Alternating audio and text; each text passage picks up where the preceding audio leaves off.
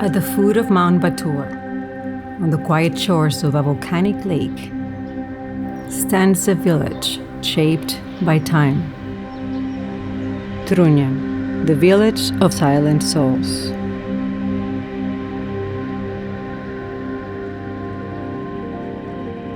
Trunyan belongs to the Bali Aga tradition, one of the island's oldest cultural lineages.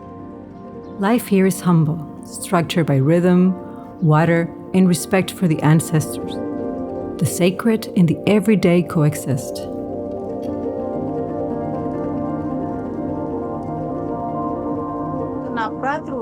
Why is Trunyan still isolated? I believe it's largely due to its geographical location, which makes it very difficult to access. Trunyan lies across Lake Batur, the largest lake in Bali, and it's also surrounded by hills that are hard to penetrate from the main roads.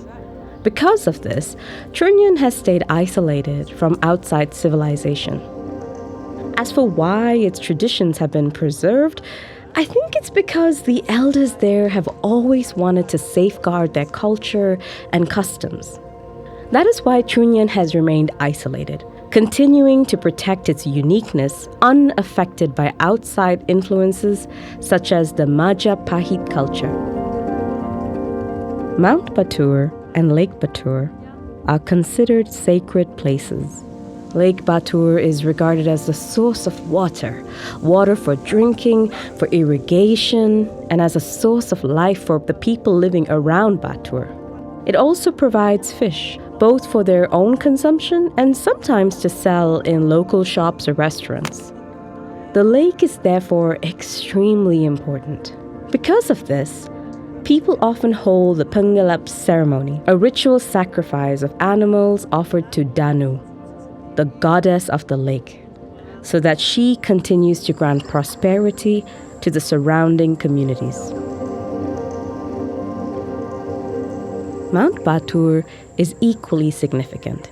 For us Balinese, it is important not only spiritually, but also economically. It can be promoted as a tourist destination, since many visitors wish to climb it.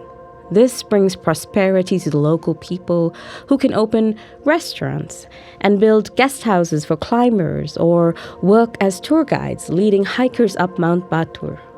Beyond this, we also regard Mount Batur and mountains in general as sacred places, the dwelling sites of the gods. Beneath the shadow of the volcano, this village perpetuates a unique ritual. In Trunyan, the dead are neither burned or buried. They are entrusted to the open air, resting beneath a sacred tree.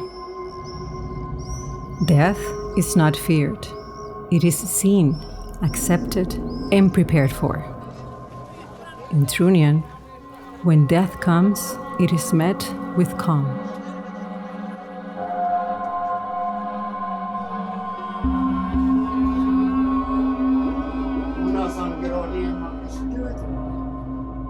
This is not folklore. This is still practice, a ritual that resists the disappearance and demands to be listened to. Each movement follows a code, passed down through generations. The body is washed, dressed, and surrounded with offerings. Silence is part of the ritual.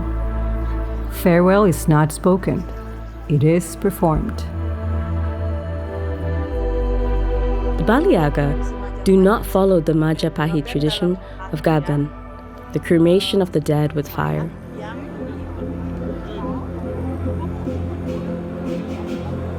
In Trunyan, for instance, one of the Bali Aga villages, the term Gaban is still used, but without fire.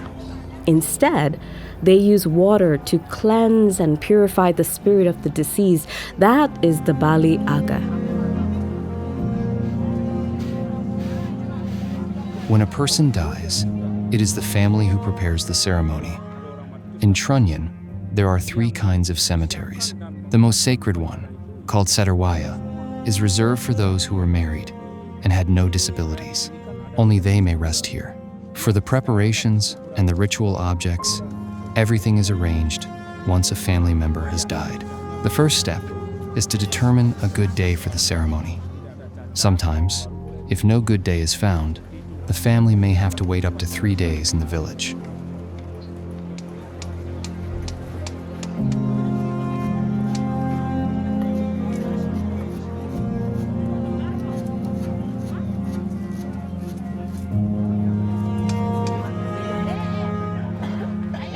How are the traditions in Trunyan passed down to the next generation? It's done by inviting the youth, the younger generation, to take part in the activities organized by the community. In our village, rituals and funerals are not learned from books. They come from our ancestors. Whenever someone dies, we already know what to do. It is something learned directly, in the moment. These practices are not performed every day. We learn only when a death occurs, together with the family and the community. That is when we make the gestures, and that is when we understand what must be done. Everything is inherited from our ancestors. Our faith is with them, with the parents and elders of the past, and we, as their children and grandchildren, must inherit this legacy and keep it alive. There are no written laws, only memory, embodied. A family prepares the body not just for death, but for release. And in doing so, they continue a language older than any book. To be honest, in my own experience as a member of this community, there is always sadness, of course. But we also know that every human being must die one day, in one way or another. What matters is our trust in God, because we believe there will be reincarnation after. That is our faith. And for us, there is also pride, because this tradition has been handed down to us.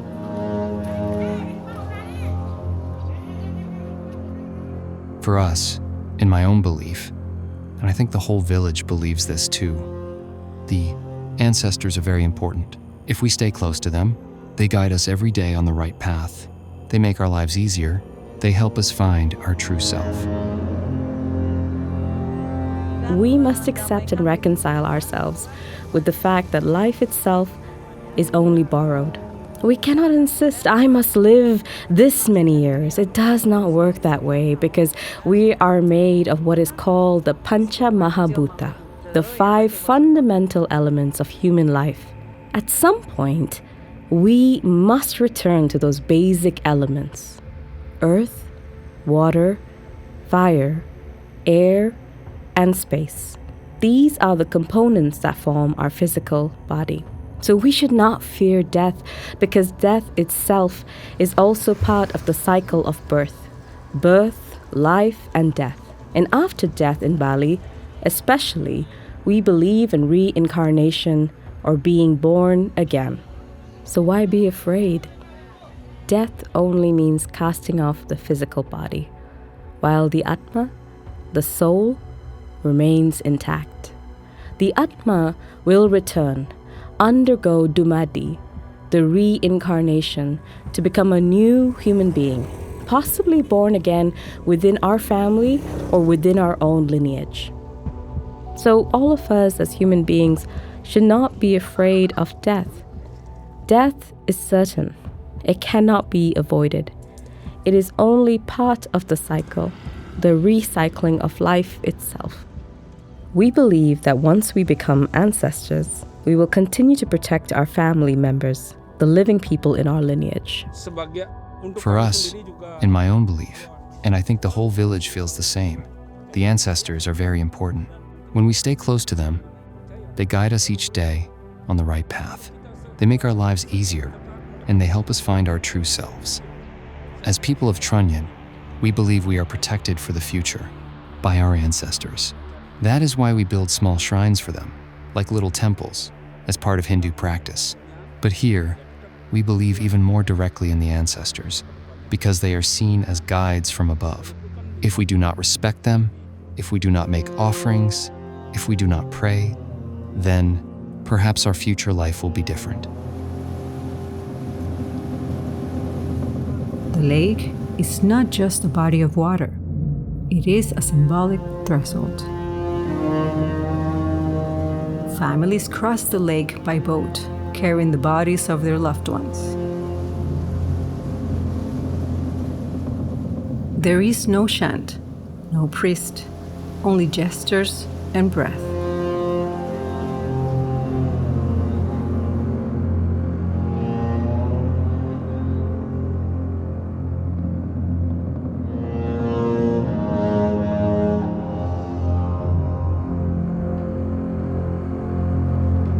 There once was a sect called the Sekte Sora, or Sekte Surya, a spiritual group known as Sora, sometimes called Surya. In this belief, the corpse would be dissolved through the power of the Surya, the sun, combined with the power of the earth. In addition, there is a tree here that releases a natural fragrance, helping to neutralize the smell of the bodies. The scent comes from the Trunyan tree, together with the sacred Batu Cendana, the sandalwood stone. This is where the villagers place the human skulls after they have been moved from what they call the Kuburan Semahwaya, the old cemetery. The bones are transferred into the cave, and the skulls are gathered and placed on the Batu Cendana.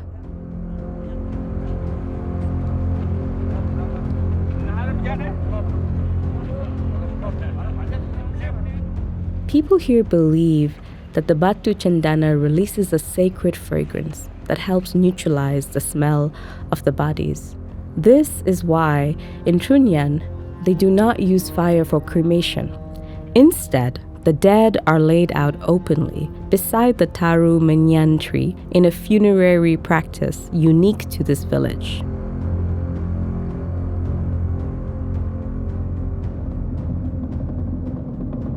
The deceased are placed in bamboo cages and left untouched, and yet no strong smell emerges.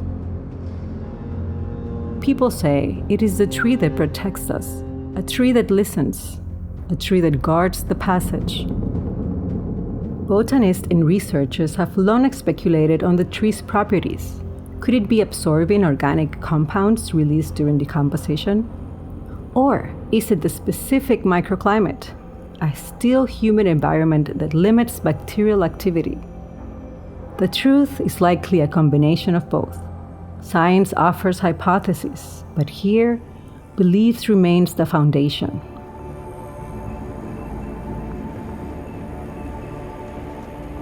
This is something we inherit from our ancestors.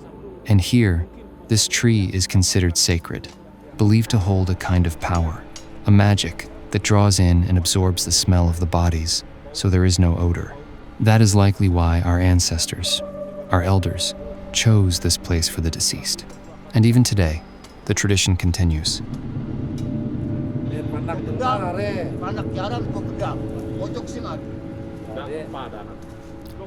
We cannot avoid modernity. Bali itself depends heavily on tourism and the tourism industry. Bali is already world famous for its culture, its arts, and its natural environment. All of this has made it very attractive to visitors since as early as the 1930s. Now, Trunyan, because it is separate, isolated from the rest of Bali, has inevitably also been touched by modernization. But they have managed to resist its influence thanks to the strength of their adat, their customary law. The religious leaders and village elders there have created strict and selective rules, carefully deciding who is allowed to visit. Not just anyone, not every tourist can go to Trunyan, because if it were open to mass tourism, the traditions there could be destroyed. They also do not want their village to be commercialized for mass tourism. That is why Trunyan's traditions remain intact, protected by the strength of their culture, their customs, and their traditions. For visitors, especially foreign tourists, It is essential to respect the rituals, even while they are taking place. The funerals must continue undisturbed. Anyone who comes here, local or foreign, must be polite and respectful, and above all, must never take anything from this place. That is strictly advised against. In Trunyan, I think this connects strongly with animist belief because the people worship the power of the Taru Manyan tree, even today. Taru means tree, and Manyan means incense. This reflects the connection between humans and the natural world above us, the world of ancestors and the world of the gods. The tree also represents the three realms of Balinese cosmology. Bur is the word below, the underworld. Buah is the middle world, the realm of the humans. Swah is the world above, the realm of the sky. The crown of the Taru Manyan tree rises towards this upper realm, linking the village to the heavens. The rituals in Trunyan cannot be analyzed from a single source alone. Perhaps long before Hindu-Buddhist influence arrived in Indonesia, throughout the Nusantara, we already had animist and dynamist beliefs. Dynamism is the belief that spirits and supernatural forces exist beyond human reasoning. We believe that great stones, mighty trees, the ocean, and the mountain possess immense power. Because of this, we regard these forces beyond human understanding as potentially dangerous to us, so we worship them. We worship to pacify and make peace with these overwhelming powers so that they might become allies. From being destructive, they turn into protectors.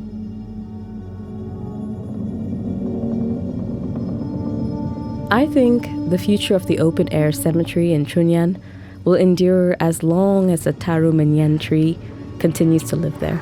As long as the tree remains intact and the traditions remain strong, I believe the practice will not disappear. But we do not know how long this tree will live. Just as humans are born and eventually die, the tree also has its own lifespan.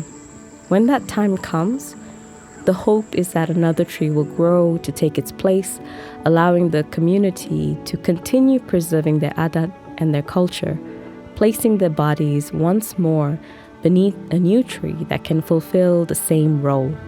For now, I cannot say what that replacement might be, but I hope the tradition will continue and that it will remain intact and enduring. The tree still stands. The lake still receives. Some truths are not meant to be explained. They're meant to be felt. And sometimes silence says enough.